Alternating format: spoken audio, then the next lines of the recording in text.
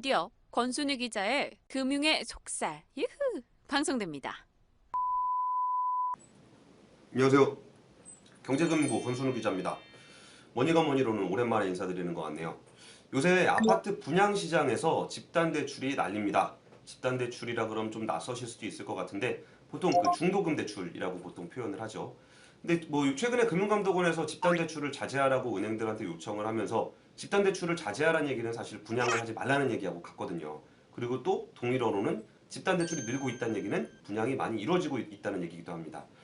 올해 10월 말 현재로 집단대출 규모는 약 91조 원으로 상반기에 비해서 약 6조 원가량이 늘었습니다. 그 내년 초부터 가계대출 심사가 깐깐해지기 때문에 그 전에 분양을 하려는 그 건설사들의 아파트 분양 물량이 몰리면서 급격하게 늘고 있습니다. 예를 들어서 올해 그 용인만 하더라도 그 10월 말 이후 두 달 동안 약 16,000채의 아파트 분양 물량이 대기 중이라고 합니다. 상반기까지 합치면 약 26,000채라 그러는데요. 그 현재까지 아파트 그 용인 같은 경우에는 미분양 아파트만 약 4,000채에 달한다고 해요. 근데 4,000채가 미분양인 상황 그 도시에다가 26,000채를 더 짓는다고 하니까 와 이게 진짜 분양이 다 되고 입주가 다 될까 하는 우려심이 드는 것도 사실입니다. 집단대출을 자제하라고 이제 금융감독원에서 요청을 했는데 금감원은 이제 은행들의 어떤 건전성을 관리하는 데잖아요. 근데 집단대출이 조금 부실해진다고 하더라도 사실 은행이 입는 타격은 없습니다. 집단대출은 건설사가 보증을 하거나 아니면 주택금융공사나 도시주택공사 같은 공사가 보증을 하기 때문에 나중에 입주자가 돈을 내지 않는다고 하더라도 은행은 그 돈을 다 받을 수는 있습니다.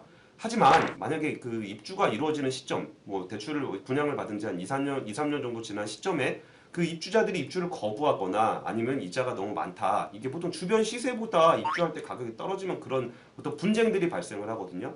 2012년 같은 경우에 전국에 한 60여 곳에서 그런 분쟁이 발생을 했었어요. 근데 뭐 그게 뭐 분양가를 좀 낮춰달라, 연체 이자를 좀 덜 내게 해달라는 소송이었는데 거의 100점 100패 입주자들이 졌습니다.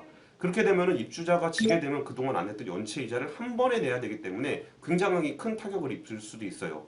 또 입주권을 갖고서 분양권을 갖고서 분양권이 좀 오르면 나중에 입주할 때 아파트를 팔려고 그랬던 분들이 있어요. 뭐 중도금 대출 같은 경우에 이자를 내지 않는 경우도 있기 때문에 이자 한 푼 안 내고서 나중에 그 딱지만 딱 팔아서 돈을 벌어야 되겠다 하시는 분들이 막상 입주가 되는 시점에 아파트가 안 팔리면 정말 큰 어떤 피해를 입을 수도 있게 되는 거죠.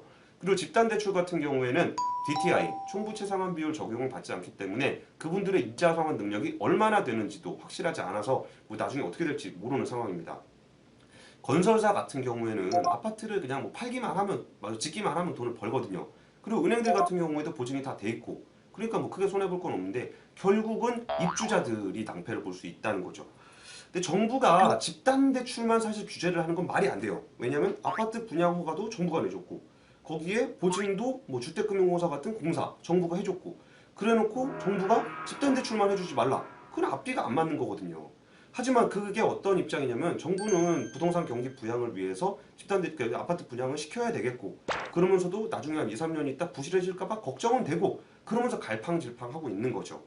근데 뭐 그 누가 이제 내 재산을 지켜주진 않아요. 뭐 은행들을 보고 이제 뭐 사업장 좋은 데로만 대출을 해줘라. 아니면 건설사가 너무 부실한 데는 해주지 마라. 해갖고 은행 보고 걸르라고는 하고 있지만 결국 은행도 손해보는 장사가 아니기 때문에 결국은 집단 대출을 해주고 싶은 그 어떤 수요가 있다는 거죠.